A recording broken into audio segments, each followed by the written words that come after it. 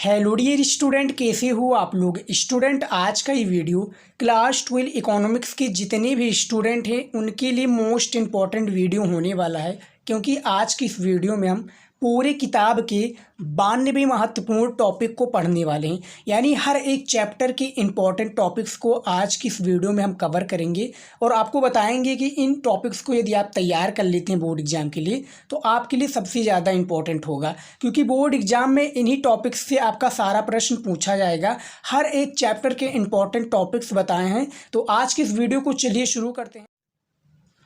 देखिए, पहला चैप्टर आपका क्या है, इकोनॉमिक्स का यानी अर्थशास्त्र का जो पहला चैप्टर है, अर्थशास्त्र का परिचय व केंद्रीय समस्याएं, क्या है जो चैप्टर 1 है। इसके जो इम्पोर्टेंट टॉपिक्स हैं, यदि आप इन सभी टॉपिक्स को तैयार कर लेते हैं, याद कर लेते हैं, तो आपका बोर्ड एग्जाम में पूरा जो किताब है, जो आते हैं प्रश्न, यही टॉपिक से रिलेटेड आते हैं। तो जो पहला आपका जो टॉपिक है पहले चैप्टर का कि अर्थशास्त्र का परिचय व केंद्रीय समस्याएं, जो इससे रिलेटेड जो आपका टॉपिक है, पहला है आपका व्यष्टि अर्थशास्त्र। यानी व्यष्टि अर्थशास्त्र किसे कहते हैं या अर्थशास्त्र किसे कहते हैं, इसको आपको याद कर लेना है। अर्थशास्त्र क्या होता है, अर्थव्यवस्था क्या होता है, अर्थव्यवस्था के कितने प्रकार हैं, अर्थव्यवस्था का महत्व क्या है, इसको आपको समझ लेना। दूसरा टॉपिक हो गया। तीसरा है उत्पादन संभावना क्या होता है। चौथा है आपका सीमांत अवसर लागत, सीमांत लागत तथा अवसर लागत, ये क्या होता है। और एक मोस्ट इम्पॉर्टेंट, देखिए इसमें आपका अंतर भी देखने को मिल जाएगा, व्यष्टि अर्थशास्त्र और समष्टि अर्थशास्त्र। तो इसमें आपको क्या पूछा जाएगा कि व्यष्टि अर्थशास्त्र और तथा समष्टि अर्थशास्त्र की परिभाषा लिखिए या अंतर बताइए, तो ये आपका बोर्ड एग्जाम में पूछा जाएगा। तो इसको भी आप नोट कर लीजिए, और इसको यदि आप नोट कर लेते हैं एक कॉपी में तो आपके लिए बेटर होगा, क्योंकि आप बाद में इसको सारी चीज़ें याद कर सकते हैं। याद कर लीजिए, आपके लिए इम्पोर्टेंट है, हर एक टॉपिक इम्पोर्टेंट है आपके लिए। दूसरा जो चैप्टर है उसका नाम है उपभोक्ता संतुलन विश्लेषण। क्या है, उपभोक्ता संतुलन विश्लेषण, कक्षा 12 जो अर्थशास्त्र का दूसरा चैप्टर है। अब इसका जो पांचवा टॉपिक है उपयोगिता क्या होता है, उपयोगिता किसे कहते हैं या उपयोगिता का आशय क्या है, उपभोक्ता क्या होता है, इसको भी आपको देना है। तो उपयोगिता और उपभोक्ता दोनों अलग अलग चीज़ें हैं, दोनों का परिभाषा आपको देना है। उसके बाद में तटस्थता वक्र क्या है, जो तटस्थता वक्र होता है ये क्या होता है, इसकी परिभाषा आपको दीजिए। हासमान सिद्धांत क्या है और उपयोगिता क्या अर्थ है, उपयोगिता का क्या अर्थ है, यहाँ पर उपयोगिता का जो है इसमें आपको परिभाषा देना है। हासमान सीमांत की उपयोगिता या हासमान सीमांत क्या होता है। बजट किसे कहते हैं भैया, दूसरा ही जो चैप्टर है आपका मोस्ट इम्पॉर्टेंट चैप्टर है, और हर एक चैप्टर से इम्पॉर्टेंट लेकर आए हैं, और इसको लिखने में स्टूडेंट काफ़ी मेहनत लगा है। तो आप एक वीडियो को लाइक कीजिए, शेयर कीजिए अपने दोस्तों के साथ, ताकि उनका भी हेल्प हो सके। और यदि आप स्टूडेंट इनमें से कोई भी टॉपिक मिस करते हैं तो ये आपके लिए हानिकारक होगा। याद रखिएगा किस लिए, क्योंकि बोर्ड एग्जाम में यही सब इंपॉर्टेंट टॉपिक्स आपके लिए पूछे जाते हैं। उसके बाद में 9th नंबर देखिए टॉपिक जो क्या है, त्रुष्टि गुण। क्या है, त्रुष्टि गुण की अवस्थाएं या मान्यताएं बताइए, तो इसकी आपको परिभाषा देनी रहेगी। तो इन सारे टॉपिक को आप वीडियो रोक कर भी सारी टॉपिक को क्या है नोट कर सकते हैं। तीसरा देखिए क्या है, तीसरा जो चैप्टर है मांग तथा मांग का नियम। क्या है, मांग तथा मांग का नियम चैप्टर है आपका तीसरा अर्थशास्त्र का। अब इसमें देखिए 10 नंबर जो टॉपिक है आपका मांग का अर्थ प्रकार। क्या है, मांग का अर्थ आपको सबसे पहले इसकी परिभाषा देनी है। अर्थ, प्रकार, आशय, ये सारी एक ही हैं। सॉरी, अर्थ, प्रकाश और क्या है मांग का अर्थ, उसके बाद में आशय, उसके बाद में परिभाषा, ये तीनों एक ही हैं। उसके बाद में मांग का प्रकार कितने हैं, मांग का भेद क्या है, मांग का घटक क्या है, मांग का तत्व क्या है। तो ये चारों चीज़ें, चारों पांचों चीज़ें आपका बोर्ड एग्जाम में पूछा जाएगा, तो इसको आप तैयार कर लीजिए, ज़्यादा से ज़्यादा तैयार कर लीजिए। 11 नंबर टॉपिक देखिए क्या है, व्यक्तिगत मांग। व्यक्तिगत मांग में क्या है, व्यक्तिगत मांग की आपको परिभाषा देनी होगी। और उसके बाद में क्या है, मांग तालिका क्या है, सारणी क्या है, मांग तालिका सारणी किसे कहते हैं। तो जो मांग से रिलेटेड आपका सभी चीज़ें थी, मांग तथा मांग के नियम से रिलेटेड, तो जैसे चैप्टर का नाम है आपका तीसरा, तो इसी से रिलेटेड सारी चीज़ें पूछी जाएंगी। उसके बाद में 13 नंबर टॉपिक देखिए क्या है, मांग में परिवर्तन, मांग वक्र खिसकना, क्या है, मांग में परिवर्तन, मांग वक्र खिसकना, इसको दोनों बताना है, यानी मांग का परिवर्तन का आंसर देना है। उसके बाद में मांग में परिवर्तन या मांग का वक्र खिसकना क्या होता है, इसको भी आप बताइए। तो दोनों और तीनों का आपको परिभाषा देना रहेगा। याद रखिएगा, हम हर एक चैप्टर का आपको बताते हैं कि इसके चैप्टर का इतना इंपॉर्टेंट टॉपिक है, ताकि आपको ढूंढने में आसानी हो और आप अपनी बुक में जाकर सारे इंपॉर्टेंट टॉपिक्स को याद कर सकते हैं। चलिए देखते हैं अगला क्या आ जाता है हमारा। चौथा चैप्टर देखिए स्टूडेंट, अर्थशास्त्र का। याद रखिएगा ये खंड का है, ये आपको याद रखना है। खंड का हम अभी बता रहे हैं, उसके बाद में का बताएंगे। तो देखिए मांग की लोच में क्या है, 14 नंबर देखिए, मांग का मूल्य क्या है, 14 नंबर में आपका मांग का मूल्य, ये इंपॉर्टेंट टॉपिक है। 15 टॉपिक है मांग की लोच, वहाँ पर हमने पढ़ा था स्टूडेंट, याद रखिएगा, मांग तथा मांग का नियम, जो कि तीसरा चैप्टर है अर्थशास्त्र का। ये आपका आ जाता है चौथा चैप्टर, मांग की लोच। इसमें दोनों हमने टॉपिक बता दिया कि मांग की मूल्य क्या होता है, इसका परिभाषा दीजिए। मांग की लोच क्या होता है, इसको आपको समझना है। अब देखिए इन जो मैं टॉपिक बता रहा हूँ इसकी भी हेडिंग होती हैं, याद रखिएगा। जो टॉपिक है जैसे कि मांग का मूल्य, तो इसका भी एक हेडिंग होगा, हेडिंग के बाद में पॉइंट्स होंगे। तो सारे काफ़ी पार्ट्स इसके बिखरे हुए हैं, तो इसको आपको याद करना है, क्योंकि क्वेश्चंस कहीं से भी बना सकता है। जो एग्जामिनर होता है वो ये नहीं कि आपके भैया एक ही चैप्टर से सारा क्वेश्चन दे दे, हर एक चैप्टर से वो क्वेश्चंस लेगा और कहीं से भी क्वेश्चंस वो बना सकता है। तो ये आपको ध्यान रखना है, सारी चीज़ें आप ध्यानपूर्वक कीजिएगा। और ये टॉपिक जो मैं बता रहा हूँ आप इसको नोट कर लीजिए, आपके लिए हेल्पफुल होगा। 16 नंबर टॉपिक देखिए, मांग की कीमत क्या है। जो 16 नंबर आपका टॉपिक है कि मांग की कीमत क्या है, इसकी परिभाषा भी आपको देना है। 17 नंबर टॉपिक देखिए, मांग प्रभावित घटक या कारक। जो मांग प्रभावित घटक या कारक क्या होता है, इसको भी बताइए। 18 नंबर टॉपिक में देखिए, मांग मूल्य सापेक्षता महत्व क्या है, मांग मूल्य सापेक्षता महत्व या मांग की परिभाषाएं दीजिए। तो दोनों आपको देना है, यानी मांग का आपको परिभाषा भी देना है और मांग मूल्य सापेक्षता का महत्व भी आपको बताना है। तो इसको भी आप बता दीजिएगा। 5 नंबर चैप्टर क्या है, उत्पादन फलन। ये खंड का है, उत्पादन फलन चैप्टर। इसमें काफ़ी सारे आ जाते हैं, सेक्शन ए में भी काफ़ी सारे चैप्टर हैं, सेक्शन बी में भी काफ़ी सारे चैप्टर हैं। तो सारे चैप्टर को हमें ख़त्म करना है और सारे चैप्टर के इंपॉर्टेंट टॉपिक्स को पढ़ना है, क्योंकि जो आपका बोर्ड एग्ज़ाम आ रहा है बहुत ही नज़दीक आता जा रहा है। इसमें हमें तैयारी पूर्ण रूप से करनी पड़ेगी, तभी हम सफल हो पाएंगे। 19 नंबर टॉपिक देखिए क्या है, उत्पादन से आशय। जो उत्पादन है इससे आपका आशय क्या है, इसको आपको बताना है। 20 नंबर टॉपिक है आपका परिवर्तनशील अनुपात। क्या है, परिवर्तनशील अनुपात की परिभाषा दीजिए, या परिवर्तनशील अवस्थाएं क्या होती हैं इसको बताइए। तो दोनों अलग अलग हैं, दोनों आपको परिभाषा या इसका अर्थ बताना रहेगा आपको। 21 नंबर देखिए टॉपिक क्या है, उत्पादन फलन या घटक का मान। यानी उत्पादन फलन का भी परिभाषा आपको देना कि ये क्या होता है, या उत्पादन घटक का माप क्या होता है। दोनों आपको समझना है, दोनों को आपको बताना है। या करके लिखा है, आप देख सकते हैं, अथवा वाला सारा कार्य चीज छिपा है इसमें। 22 नंबर टॉपिक देखिए, हासमान प्रतिफल नियम। जो हासमान प्रतिफल नियम है ये क्या होता है, इसका आपको नियम बताना है। तो इसका भैया इसकी बारे में आपको पढ़ना है, और मैं आपको चैप्टर इसलिए बता रहा हूँ स्टूडेंट, ताकि आपको ढूंढने में क्या है बड़ी आसानी हो और सारे टॉपिक को आप याद कर पाएँ।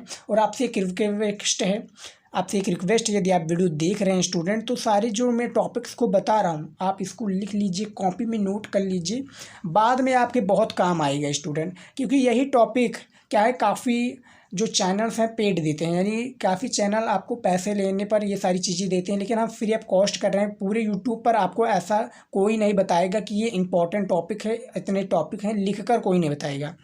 देखिए 6 नंबर जो चैप्टर है, लागत की अवधारणा। क्या है, लागत की अवधारणा चैप्टर का आपका नाम है। अब इसमें देखिए जो इंपॉर्टेंट टॉपिक्स आ जाता है। 23 नंबर देखिए, औसत लागत किसे कहते हैं, या औसत सीमांत लागत किसे कहते हैं। तो इसका भी आपको परिभाषा ही देना है। लागत क्या होता है, इसका भी परिभाषा आपको देना है। लागत का वर्गीकरण किसे कहते हैं, लागत का अर्थ क्या है, और सीमांत लागत में संबंध बताइए। जो 27 नंबर टॉपिक है, सीमांत लागत में आपको क्या करना है, संबंध बताना है कि भैया इसका संबंध ये है, सीमांत लागत का जो सीमांत लागत है इसका संबंध ये होता है। तो इसकी भी काफ़ी हेडिंग्स मिल जाएंगी क्योंकि ये टॉपिक है। टॉपिक एक बड़ा अपना टॉपिक एक अपने में ही बड़ा आ जाता है क्योंकि टॉपिक है भैया, और पूरे चैप्टर में कहीं से भी एग्जामिनर पूछा जा सकता है, तो सभी इंपॉर्टेंट लगते हैं। हम इसको क्या है, इंपॉर्टेंट जो हमें लगे वही हम लेकर आएंगे, फालतू चीज़ें हम आपको इस वीडियो में नहीं बताएंगे। आपका एक एक मिनट काफ़ी ज़्यादा कीमती है, उसी को हम ध्यान में रख के ये इंपॉर्टेंट वीडियो बनाए हुए हैं। 28 नंबर टॉपिक देखिए क्या है, उत्पादन का नियम क्या होता है। उत्पादन के नियम को भी आपको याद करना है, इसको भी आप तैयार कर लीजिए। उसके बाद में देखिए हमारा 7वां चैप्टर आ जाता है, आय की अवधारणा क्या है। जो आय है आपका, इसकी अवधारणा क्या है, ये आपका चैप्टर का नाम है। आप जाइए यूपी बोर्ड के यदि आप स्टूडेंट हैं तो जो आप NCERT बुक है इसमें आपको ये सारे टॉपिक्स देखने को मिल जाएंगी। उसके बाद में देखिए आय का आशय क्या है, यानी आय का भी इसके लिए आपको परिभाषा ही देना है। इसकी परिभाषा ही के बारे में बताइए कि आय किसे कहते हैं, आय के आपका आशय क्या है, ये 29 नंबर टॉपिक है। उसके बाद में देखिए कुल आय किसे कहते हैं, सीमांत आय का संबंध क्या है, ये बताना है आपको। 31 नंबर टॉपिक है आपका, औसत आय की माप क्या होती है, इसको भी आपको बताना है। सारे टॉपिक को नोट कर लीजिए, और जो भी मैं आपको टॉपिक बता रहा हूँ इसको आप ज़्यादा से ज़्यादा याद कर लीजिए, क्योंकि जो मैं आपको 92 टॉपिक बताया हूँ ये काफ़ी रिसर्च से टॉपिक मिला है। ये नहीं कि ऐसे ही मैं ढूंढ कर लिख दिया हूँ, काफ़ी रिसर्च से मिला है और काफ़ी सारी चीज़ें देखने के बाद में ये मिला है इंपॉर्टेंट टॉपिक। तो तैयार करेंगे तो आप ही के लिए बेटर होगा। 8वां जो देखिए चैप्टर का नाम है उत्पादन का संतुलन क्या है, उत्पादक का संतुलन 8वां चैप्टर का नाम है। इसमें 32 नंबर जो टॉपिक है, उत्पादन संतुलन किसे कहते हैं, क्योंकि बेसिकली आपको स्टूडेंट ये याद में रखना है, जो मैं आपको चैप्टर बताऊंगा चैप्टर का नाम से रिलेटेड परिभाषा तो आपको भैया देना ही देना है। यदि आपका आ गया कहीं से तो आपको क्या है, घबराना नहीं है, क्योंकि चैप्टर का नाम है भैया, तो ऑब्वियसली हमें चैप्टर से ही सारी चीज़ें या चैप्टर से रिलेटेड ही सारा क्वेश्चन पूछा जाएगा। 33 नंबर देखिए टॉपिक क्या है, उत्पादक के संतुलन की मान्यताएं। जो उत्पादक के संतुलन की मान्यताएं की बताना है आपको कि ये क्या होता है। 34 नंबर टॉपिक है, सम विच्छेद या बिंदु उत्पादन क्या है, सम विच्छेद बिंदु किसे कहते हैं, या उत्पादन बंद क्या होता है, इसको भी बताना है। उत्पादन के स्तर क्या होते हैं, इसको भी आपको पूर्णतः बताना कि उत्पादन का स्तर ये होता है, ये आपको याद रखना है। 9 नंबर हमारा चैप्टर देखिए क्या है, पूर्ति का सिद्धांत व लोच। जो पूर्ति है इसका सिद्धांत व लोच आपको बताना है कि पूर्ति का भैया सिद्धांत व लोच चैप्टर का नाम है हमारा। 9 नंबर चैप्टर है। इससे पहले हमने 8वां चैप्टर का कवर किया, 9 नंबर चैप्टर है पूर्ति का सिद्धांत व लोच। अब इसके जो देख लेते हैं इंपॉर्टेंट टॉपिक्स कौन कौन से आते हैं। 36 नंबर टॉपिक देखिए, पूर्ति क्या होता है, पूर्ति की परिभाषा आपको देनी है। प्रकार क्या है पूर्ति की अनुसूची क्या है, पूर्ति की वक्र क्या है, पूर्ति के नियम क्या है। तो भैया पूर्ति से रिलेटेड ही ये सारा चीज़ें आपका कवर हो रहा है, तो इन सारी चीज़ों को आप याद कर लीजिए, क्योंकि पूर्ति का आपको परिभाषा भी देना होगा, पूर्ति का प्रकार भी बताना है, पूर्ति का अनुसूची भी बताना है, वक्र भी बताना है, नियम भी बताना है। तो चैप्टर से रिलेटेड ये आपका पूछ लिया गया है। 37 नंबर टॉपिक देखिए क्या है, पूर्ति वक्र में खिसकाव क्या है। जो पूर्ति वक्र है इसमें खिसकाव किस प्रकार से होता है, इसको भी आपको पूर्णतया बताना है। 38 नंबर टॉपिक है, पूर्ति के निर्धारक घटक क्या होते हैं। और 39 नंबर टॉपिक है, पूर्ति वक्र में संचलन क्या होता है, इसको भी आपको परिभाषा ही देनी है। 10 नंबर हमारा चैप्टर देखिए क्या है, बाजार का रूप। ये आपको याद रखना है, ये रूप वाला है शब्द, नहीं तो काफ़ी स्टूडेंट परेशान हो जा रहे हैं कि भैया क्या लिख रहे हैं। देखिए 10 नंबर आपका चैप्टर है, सेक्शन ए का ही चल रहा है, क्योंकि इस बार जो न्यू सिलेबस आया है काफ़ी चैप्टर को बढ़ा दिया गया है बोर्ड के द्वारा। जो बोर्ड जो है माध्यमिक शिक्षा परिषद बोर्ड, उनके द्वारा जो काफ़ी चैप्टर को बढ़ा दिया गया है। तो भैया इसमें आपको कंफ्यूज नहीं हो रहा है, क्योंकि न्यू बुक से ही सारी चीज़ें हम आपको बता रहे हैं। 10 नंबर चैप्टर है बाजार का रूप। अब इसमें जो इम्पोर्टेंट टॉपिक है ये देखिए, 40 नंबर टॉपिक है कि बाजार की परिभाषा क्या होती है, बाजार क्या होता है, इसके बारे में आपको देना है इसका आंसर। 41 नंबर टॉपिक देखिए, बाजार की विशेषताएं क्या होती हैं, या बाजार का वर्गीकरण क्या होता है, इसको भी आंसर आपको दे देना है। 42 नंबर टॉपिक देखिए स्टूडेंट, अल्प क्या है, अल्पाधिकार बाजार विशेषताएं क्या है, या अल्पाधिकार बाजार है इसकी परिभाषा आपको देनी है। तो दोनों में आपको इसकी विशेषताएं भी बतानी है, इसकी परिभाषा भी आपको देनी है, तो इसको आप तैयार कर लीजिएगा। अब स्टूडेंट ये जो आपका अल्पाधिकार है क्या है, अल्पाधिकार है, इसके भी आपको काफ़ी हेडिंग मिल जाएंगी कि अल्पाधिकार की विशेषताएं ये है। विशेषताएं में भी 4-5 दे दिए जाएंगे, 4-5 हेडिंग दे दिए जाएंगे, फिर उसकी भी 4-5 हेडिंग दे दिया जाएगा। तो ये एक प्रकार से स्रोत चलता चला जा रहा है। जिस प्रकार से आप कुआं खोदते हैं तो उसमें जब जितना जल्दी आप कुआं खोदते हैं, जितना गहरा होता जाता है, उससे उतना ही संभावना होती है पानी निकलने की। तो भैया उसी प्रकार से ये भी है, उसके भी काफ़ी पॉइंट्स आपको देखने को मिल जाएंगे। 43 नंबर टॉपिक देखिए क्या है, एकाधिकार प्रतियोगिता क्या होता है, या एकाधिकार विशेषताएं बताइए क्या है। एकाधिकार प्रतियोगिता क्या है, या एकाधिकार प्रतियोगिता की विशेषताएं बताइए। इसको भी आप तैयार कर लीजिएगा स्टूडेंट। 44 नंबर टॉपिक देखिए, पूर्ण प्रतियोगिता किसे कहते हैं, या पूर्ण प्रतियोगिता की विशेषताएं क्या है ये बताइए। तो ये देखिए इस स्टूडेंट, इस जो आपका चैप्टर है बाजार के रूप, इसमें 5 टॉपिक है, इसको भी हमने बता दिया है। 11 नंबर देखिए चैप्टर क्या आपका आ जाता है, पूर्ण प्रतियोगिता में बाजार संतुलन एवं कीमत का निर्धारण। ये आपका आखिरी चैप्टर है सेक्शन ए का, जो खंड का है आपका, इसका ये आपको आखिरी चैप्टर मिल जाएगा। 11 चैप्टर है इसमें, जिसका नाम है पूर्ण प्रतियोगिता में बाजार संतुलन एवं कीमत का निर्धारण। 45 नंबर टॉपिक देखिए क्या है, मांग तथा पूर्ति वक्र के उपकरण को सरल प्रयोग के लिए, इसका आंसर देना है। 46 नंबर है बाजार संतुलन क्या होता है, इसको आपको बताना है। 47 नंबर टॉपिक है आपका संतुलन कीमत क्या है, संतुलन कीमत की परिभाषा दीजिए। संतुलन मांग की पूर्ति में परिवर्तन क्या है, इसको भी आपको देना है। तो एक जो आपका चैप्टर होते हैं इसमें काफ़ी सारे आपको टॉपिक देखने को मिल जाएंगे। इन्हीं टॉपिक को आपको तैयार करना है। यदि आप स्टूडेंट यहीं तक वीडियो आप देख रहे हैं तो आपसे रिक्वेस्ट है, इन सारे टॉपिक्स को आप देखिए, इसको आप नोट कर लीजिए, और आपसे रिक्वेस्ट है इन सारी चीज़ों को आप तैयार भी कर लीजिए, इसको याद भी कर लीजिए, क्योंकि ये आपके बोर्ड एग्ज़ाम के लिए बहुत ही ज़्यादा महत्वपूर्ण है। ये आपको याद रखना है। यदि आप ये तैयार कर लेते तो मेरी गारंटी है आपका 80% मार्क तो कंफर्म है। बाकी बच्चे जो आपका 20% भी आपको हम तैयार करा देंगे। तो पूरा जो 100% है, 100% नहीं मिलेगा भैया, तो 99 तो आपका कहीं भी नहीं गया है। मेहनत कीजिए, आपको सफलता ज़रूर मिलेगी। उसके बाद में हमारा आ जाता है भैया अर्थशास्त्र का खंड खा। हमने अभी तक जो भी सारे चैप्टर के इंपॉर्टेंट टॉपिक को पढ़ा है वो खंड का रिलेटेड था। अब हमारा आता है खंड खा का, जिसमें भी इसमें भी शायद कितने चैप्टर हैं, 9 या 10 चैप्टर हैं, इसमें आपको भी मिल जाएंगे 9-10 चैप्टर। तो इसका भी हम देख लेते हैं।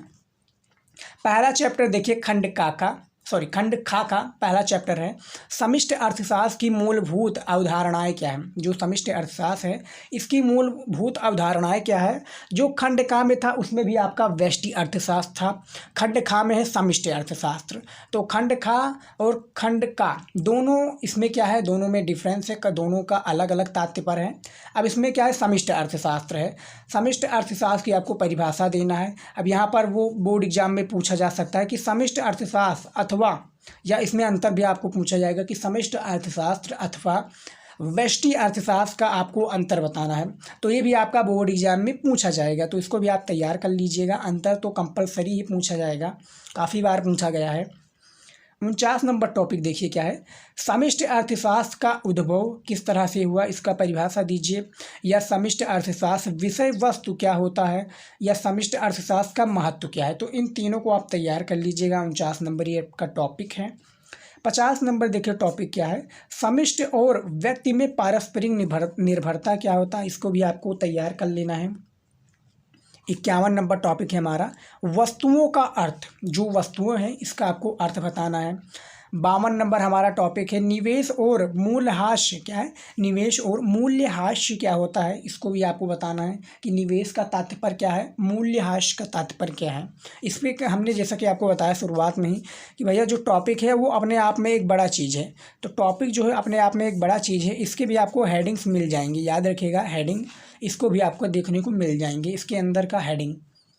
53 नंबर टॉपिक है हमारा स्टूडेंट, पहला जो हमारा चैप्टर है, काफ़ी चैप्टर बड़ा है चैप्टर है, इसके भी काफ़ी इंपॉर्टेंट टॉपिक मिल जाते हैं। 53 नंबर जो हमारा टॉपिक है आय का चक्रीय प्रवाह क्या होता है, या आय का स्टॉक क्या होता है। दोनों आपको बताना है, दोनों की परिभाषा आपको देनी है। तैयार कर लीजिएगा। देखिए दूसरा हमारा चैप्टर आ जाता है राष्ट्रीय आय संकल्पना एवं गणना विधि। जो राष्ट्रीय आय है इसकी संकल्पना एवं गणना विधि क्या है, ये आपको तैयार करना है। चैप्टर का नाम है, इसके जो इम्पोर्टेंट टॉपिक्स हैं 54 नंबर टॉपिक है राष्ट्रीय का अर्थ। राष्ट्रीय का आपको अर्थ देना है, यानी इसकी परिभाषा आपको देनी है। 55 नंबर जो टॉपिक है हमारा राष्ट्रीय आय में होने वाले मद्दे क्या है, जो आपका राष्ट्रीय आय है इसमें होने वाले मद्दे क्या हैं ये आपको बताना है, इसका आपको परिभाषा देना है। इसको आप तैयार कर लीजिएगा। 56 नंबर देखिए क्या है, जो 56 नंबर टॉपिक है राष्ट्रीय आय प्रमुख अवधारणाएं मापने की विधियां। जो आपका राष्ट्रीय आय है इसकी प्रमुख अवधारणाएं क्या होती हैं, इसको भी आपको एक परिभाषा देना है। और इसके जो मापने की विधियां क्या हैं इसका भी आपको देना है। ज़्यादा जानकारी के लिए स्टूडेंट यदि आप कॉपी में लिख रहे हैं तो कोई जल्दी नहीं है, आप इन सारी चीज़ों को नोट कर सकते हैं, क्योंकि भैया जब नोट करे रहेंगे तभी आपके लिए इम्पोर्टेंट होगा, आप याद कर पाएंगे तब बोर्ड एग्ज़ाम में आप काफ़ी अच्छे क्या है मार्क्स ला पाएंगे। 90%, 85%, 95%, ये आपको याद रखना है। देखिए तीसरा जो हमारा चैप्टर है मुद्रा यानी मनी, खंड खा का चैप्टर है तीसरा, मुद्रा यानी मनी। अब इसके जो इम्पोर्टेंट टॉपिक्स हैं, क्योंकि जो आपका खंड खा है कंपैरिजन खंड का से रिलेटेड काफ़ी बड़े चैप्टर उसके काफ़ी टॉपिक्स आ जाते हैं, काफ़ी बड़े बड़े टॉपिक्स आ जाते हैं। तो जो तीसरा चैप्टर इसमें देखिए 57 नंबर टॉपिक है वस्तु विनिमय या प्रत्यक्ष विनिमय क्या होता है, इसका आंसर आपको देना है। 58 नंबर टॉपिक है मुद्रा के रूप में क्या है, मुद्रा का रूप में आपको इसका भी परिभाषा देना है, इसका भी बताना है कि मुद्रा का रूप में क्या होता है। मुद्रा के पूर्ति क्या होती हैं इसको भी देना है। 59 नंबर देखिए टॉपिक क्या है वस्तु विनिमय प्रणाली की कठिनाइयाँ या दोष बताइए। जो वस्तु विनिमय प्रणाली है इसकी कठिनाइयाँ या आपको दोष बताना है कि इसकी कठिनाइयाँ क्या हैं, इसके दोष क्या हैं। 60 नंबर देखिए टॉपिक क्या है मुद्रा का परिभाषाएं। जो मुद्रा है इसकी आपको परिभाषाएं देनी है कि मुद्रा भैया मनी की परिभाषा ये होती है, इसकी सटीक परिभाषा ये होगी। 61 नंबर टॉपिक देखिए वस्तु विनिमय प्रणाली के लाभ। जो वस्तु विनिमय प्रणाली है इसके लाभ क्या होते हैं इसको भी आपको बताना है स्टूडेंट। उसके बाद में देखिए हमारा चौथा चैप्टर आ चुका है बैंकिंग, यानी बैंकिंग से रिलेटेड, ये आपको याद रखना है। जो बैंकिंग है हमारा बैंकिंग से रिलेटेड हमारा ये चैप्टर है चौथा। अब इसके जो इम्पोर्टेंट टॉपिक्स है इसको भी हम देख लेते हैं। 62 नंबर टॉपिक देखिए क्या है वाणिज्यिक बैंक क्या होता है, इसका भी आपको आंसर देना है कि भैया वाणिज्यिक बैंक ये होते हैं। बैंकिंग से रिलेटेड है तो कंपलसरी है, बैंकिंग से रिलेटेड सारी चीज़ें पूछी जाएंगी। केंद्रीय बैंक क्या होता है तथा केंद्रीय बैंक द्वारा मूर्ति पूर्ति क्या है, जो केंद्रीय द्वारा मुद्रा पूर्ति है ये क्या होता है। 64 नंबर टॉपिक है आपका मुद्रा गुणक क्या होता है, साख गुणक क्या होता है। दोनों में इसका अंतर भी पूछा जा सकता है, यानी डिफरेंस बताइए दोनों में कि भैया मुद्रा गुणक ये परिभाषा है, साख गुणक का ये परिभाषा है। 65 नंबर टॉपिक देखिए केंद्रीय बैंक के कार्य क्या हैं, यानी जो केंद्रीय बैंक है आपका इसका कार्य क्या होता है। हमारा जैसे केंद्रीय बैंक है जो शहर में होगा वो शहरी बैंक होता है या सिटी बैंक कहलाता है, लेकिन यहाँ पर केंद्रीय बैंक है यानी गाँव से रिलेटेड है, तो केंद्रीय बैंक का क्या है या इसका कार्य क्या होता है इसको आपको बताना है। 66 नंबर देखिए टॉपिक क्या है वाणिज्यिक बैंकों द्वारा सृजन। जो आपका वाणिज्यिक बैंक है इसके द्वारा सृजन क्या है इसको भी आपको तैयार कर लेना है। वाणिज्यिक बैंक के द्वारा सृजन क्या होता है ये इसका आपको आंसर दे देना है। 5 टॉपिक है चौथे नंबर चैप्टर का। देखिए 5वां हमारा चैप्टर आ जाता है क्या है समग्र मांग। जो आपका 5वां चैप्टर है इसका क्या अर्थ है समग्र मांग व समग्र पूर्ति। 5वां चैप्टर है काफ़ी ज़्यादा इम्पोर्टेंट है और ये भी आपका क्या है खंड खा का है। कंपैरिजन तो हमने आपको शुरुआत में बता दिया था कि सेक्शन ए से रिलेटेड जो इसमें चैप्टर हैं, सेक्शन बी वाले में आपका जो चैप्टर है उसके भी काफ़ी ज़्यादा इंपॉर्टेंट टॉपिक्स आपको देखने को मिल जाएंगे, क्योंकि ज़्यादातर यहीं से पूछे जाते हैं क्वेश्चंस। लगभग 50% इससे पूछे जाते हैं, 50% आपके सेक्शन ए से, तो दोनों से बराबर पूछे जाते हैं, दोनों से बराबर आपको मिल जाएगा। 5वां आपका चैप्टर है समग्र मांग व समग्र पूर्ति। ये आपका 5वां चैप्टर है। इसके जो इम्पोर्टेंट टॉपिक हैं इसको देखिए 67 नंबर जो टॉपिक है समग्र मांग व अव्यय पूर्ति। यहाँ पर समग्र मांग की परिभाषा देनी है या समग्र मांग अव्यय क्या होता है, समग्र मांग की पूर्ति क्या होता है, ये तीनों एक ही हैं। उसके बाद में देखिए तीनों अलग अलग हैं, मतलब समग्र जो है एक ही है, लेकिन इसमें जो आपका चीज़ है जैसे समग्र अव्यय क्या होता है इसको भी देना है। उसके बाद में समग्र पूर्ति क्या है इसका भी आपको परिभाषा देना है। 68 नंबर टॉपिक देखिए, निवेश का वर्गीकरण क्या होता है, इसको भी आपको इसका आंसर देना है कि निवेश का वर्गीकरण ये है। निवेश का अर्थ क्या होता है, भैया आपको परिभाषा देना है कि जो निवेश है इसकी परिभाषा ये है, निवेश का आशय ये है। जैसा कि हमने आपको शुरुआत में बता दिया था कि निवेश का अर्थ, आशय, परिभाषा ये तीनों एक ही हैं, तीनों घूम फिर कर एक पर ही जगह पर आपका रुकता है। 69 नंबर टॉपिक देखिए क्या है, बजट फलन और समीकरण। बजट फलन क्या है और बजट का समीकरण क्या होता है, इसका भी आपको देना है आंसर। 70 नंबर टॉपिक देखिए, उपभोग फलन। जो आपका उपभोग फलन है ये क्या होता है, उपभोग फलन का समीकरण क्या होता है, इसको भी देना है 70 नंबर टॉपिक में, ये सारी चीज़ें हैं। 6 नंबर चैप्टर देखिए क्या है, रोजगार एवं आय के सिद्धांत। 6 नंबर चैप्टर है आपका। 71 नंबर टॉपिक है, बेरोजगारी क्या है, बेरोजगारी की परिभाषा देना है, बेरोजगारी क्या होता है इसको आपको बताना है। 72 नंबर टॉपिक में आपका आता है निवेश गुणक की अवधारणा।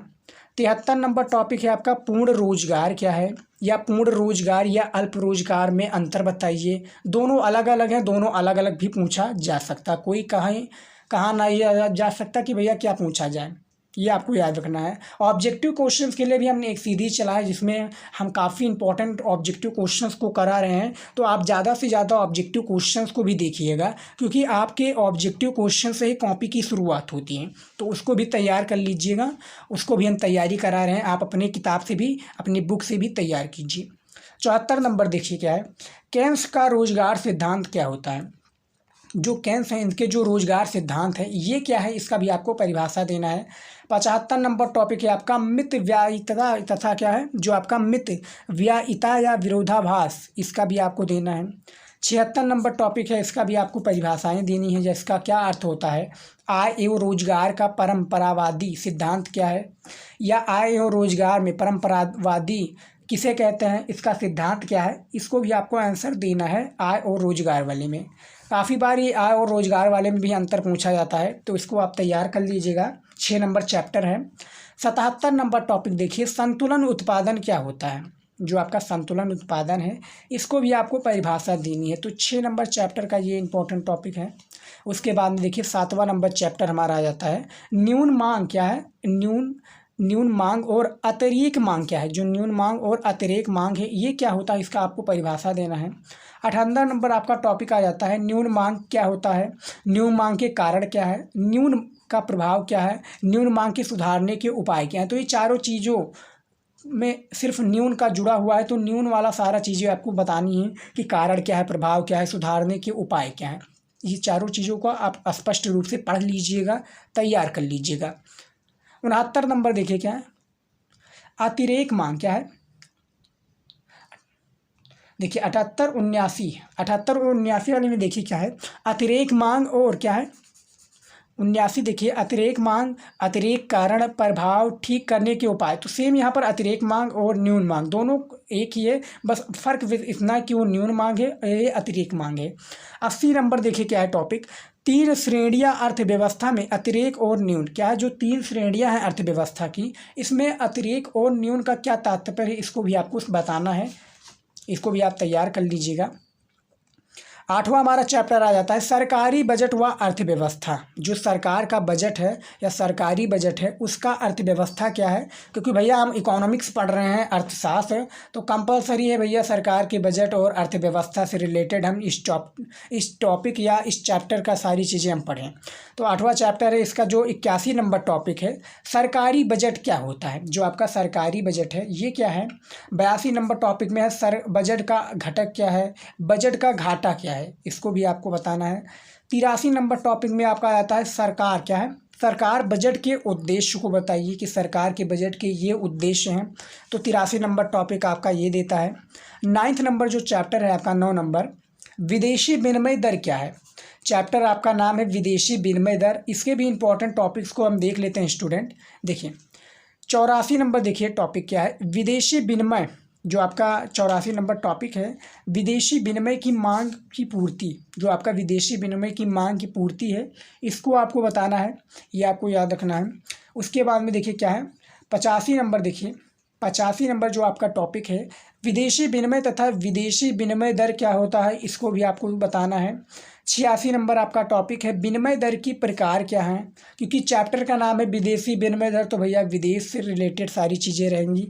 उसके बाद में 87 नंबर टॉपिक देखिए, विदेशी विनिमय का बाजार क्या होता है, या विदेशी विनिमय में परिवर्तन किस तरह से होते हैं, इसको भी आपको बताना है।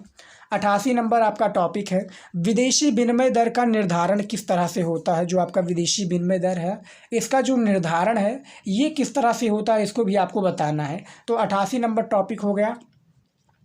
उसके बाद में देखिए हमारा 10 नंबर जो चैप्टर है, आखिरी चैप्टर है खंड खा का। जैसा कि हमने बताया था टोटल 21 चैप्टर आते हैं आपके इकोनॉमिक्स में।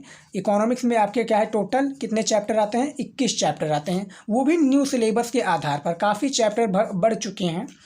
देखिए देखिए क्या है, 10 नंबर चैप्टर है आपका भुगतान संतुलन। इसके जो आपका चैप्टर है 89 नंबर देखिए टॉपिक क्या है, भुगतान संतुलन क्या है। भुगतान संतुलन की आपको सबसे पहले परिभाषा देनी है। 90 नंबर टॉपिक है भुगतान संतुलन में असंतुलन के कारण क्या है, इसको भी आपको बताना है। 91 नंबर आपका टॉपिक है भुगतान संतुलन की असंतुलन के उपाय। जो भुगतान संतुलन है इसके असंतुलन के उपाय बताना है। इसके अब असंतुलन के कारण थे, इसके उपाय है। कारण और उपाय में काफ़ी डिफरेंस है, ये आपको याद रखना है स्टूडेंट, नहीं तो काफ़ी स्टूडेंट समझे कि भैया दोनों क्वेश्चन एक ही उतार दिए हैं। कारण और ये उपाय वाला इसमें डिफरेंस है।